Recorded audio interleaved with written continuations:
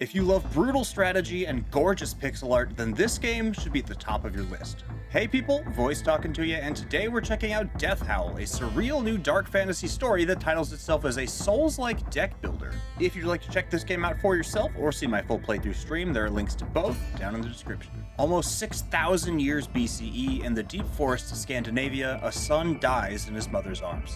Torn by loss, the mother, Ro, uses forbidden shamanic rituals to enter the spirit realm.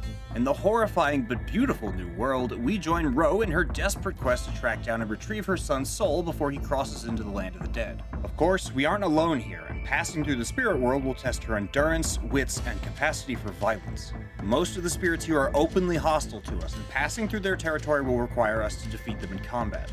This is where the Souls-like part of the game comes into play. Each pack of spirits we vanquish won't return to their zone until we activate a sacred grove. These mystical standing stones act like a bonfire from Dark Souls, or a checkpoint for those unfamiliar.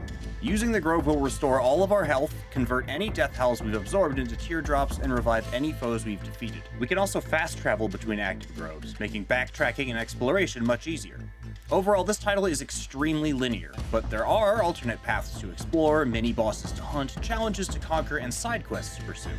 But traversing the landscape is very much a trek from point A to point B, with combat encounters between them. It's a solid mix of roguelike style and exploration.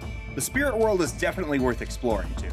Each biome has a different feel, but they all make use of a pixelated art style that makes the surreal landscape seem like something out of an old storybook.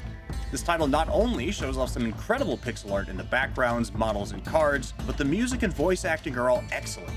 The voice acting in particular really sells the desperation of combat. Each move is a step closer to death, and the strain in Ro's voice makes her feel just as animal as the spirits she's fighting. Combat begins when we approach a spirit's territory, and we usually have time to retreat or change up our deck beforehand if we wish. Once we step into the combat grid, however, it is kill or be killed. We begin each round of combat with a fresh hand from our deck and a full mana bar. Mana is essentially our action point, so each square of movement costs 1 mana, and every card will have its own mana requirements as well. Maximizing the use of our cards and mana is the key to survival here. Most cards won't just be simple attacks, but will also include some alternative effect along with it. We can knock enemies back, pierce their armor, or afflict them with debilitating status effects. Many others will require discards to play, or will offer additional effects based on when the card is played or how many other cards have been played that round. Be wary, however, as the spirits we're facing have special abilities of their own and will absolutely brutalize us if we don't prepare properly. There's always our block stat, which absorbs most damage for us, but the best way Ro can avoid an attack is by analyzing how each enemy fights and reacting accordingly.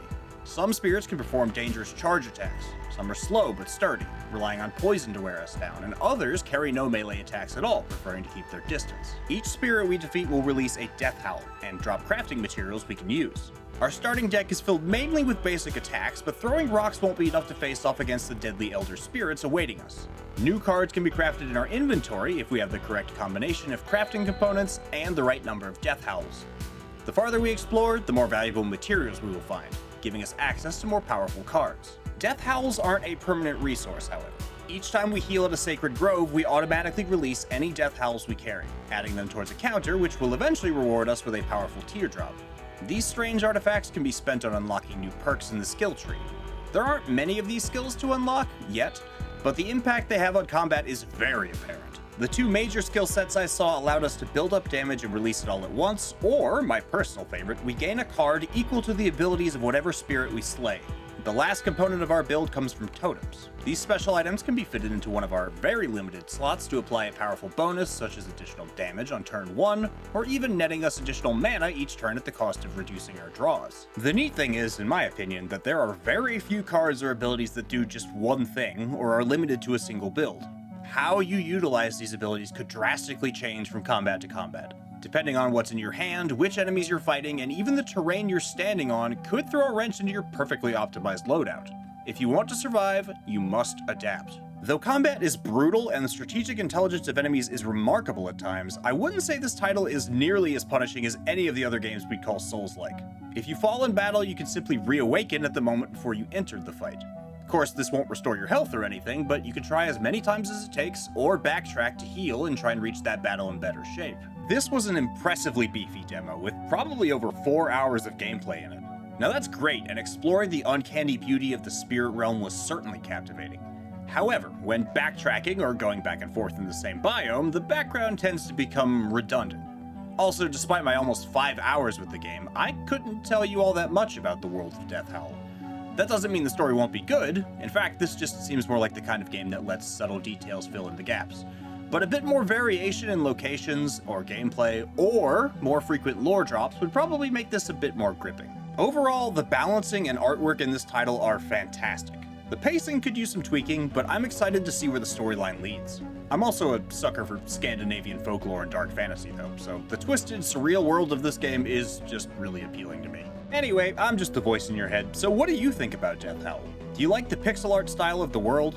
Do you feel like this game qualifies as a Souls-like? What changes would you like to see in the finished version? Let me know what you think down in the comments, I'd love to hear from you. If you enjoyed this video, leaving a like or a comment helps me out a ton, and it might even stop me from throwing rocks at you. If you want more, subscribing is the best way to support the channel and keep new content coming your way, because I put out new stuff every week. Thanks so much for listening to me today. You'll be hearing from me again real soon.